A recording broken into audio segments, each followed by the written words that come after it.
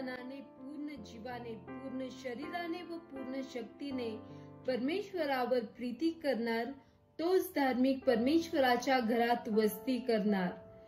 तो दाविदाप्रमाणे परमेश्वरास संतोषविणारा, आपल्या हजारो पिढ्यांसाठी आशीर्वादाचं कारण ठरणारा असा धार्मिक.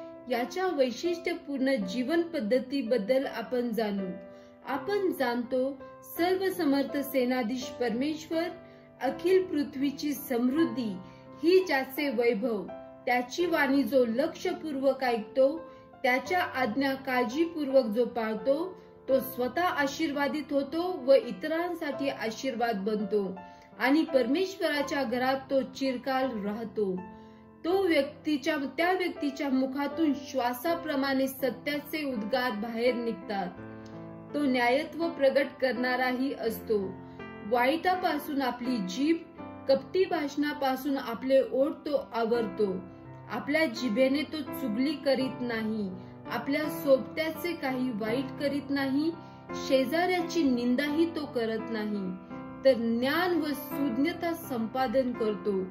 समंजसपणाने वागणारा असतो, नीतीने चालणारा असतो व मनापासून सत्य बोलणारा असतो. तो मनुष्य भावाभावामध्ये वैमनस्य, गैरसमज निर्माण करत नाही, तट व फुटीही पाडत नाही. सर्व प्रकारचा अधर्म व वाईट याचा त्याग तो करतो आणि दैवी शांती प्राप्तीसाठी तो झटतो.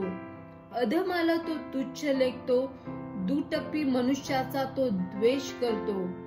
परमेश्वराचे भय बाळगणाऱ्यांचा तो सन्मान करतो, बंधुवर्गावर प्रीती करणारा असतो.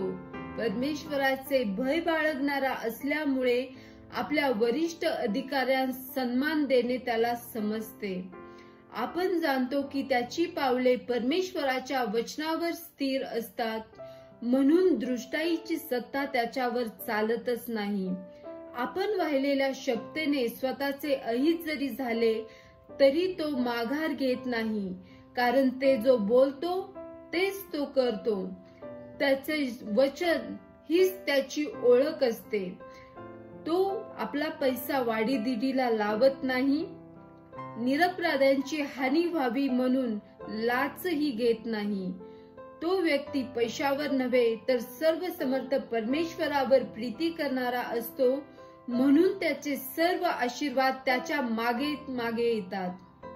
तो आपल्या अंतःकरणाचे विशेष रक्षण करतो. अंतःकरणामधून दृष्ट योजना तो करत नाही.